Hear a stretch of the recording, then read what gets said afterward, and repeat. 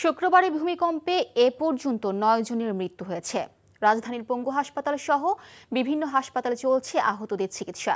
এদিকে ঝুঁকিপূর্ণ ভবন নিয়ে আতঙ্কে আছে নগরবাসী। আরও জানতে চাচ্ছি রাজধানীর বারিধারায়, সেখান থেকে সরাসরি যোগ দিচ্ছেন স্টাফ করেসপন্ডেন্ট আবির আহমেদ। আবির, আপনি তো পুরান ঢাকা সহ বিভিন্ন এলাকা সকাল থেকে ঘুরে এসেছেন, তো কি অবস্থা দেখছেন?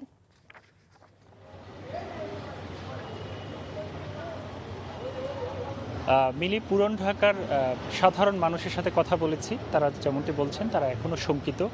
এই 5.7 মাত্রার যে ভূমিকম্প হয়েছে সেটি কিন্তু তারা এখনও কাটিয়ে উঠতে পারেনি এবং নগরবাসীর মধ্যে একটি আতঙ্ক বিরাজ করছে এবং তারা এখনও রাস্তায় দেখেছি তারা বলাবলি করছে ভূমিকম্পের কথা। এবং বিশেষজ্ঞরা যেটি বলছেন যে এর থেকে বেশি মাত্রায় বা ভূমিকম্প যদি আরও বেশ কয়েক সেকেন্ড যদি থাকতো তাহলে রাজধানীর বেশিরভাগ ভবন কিন্তু হেলে পড়তো।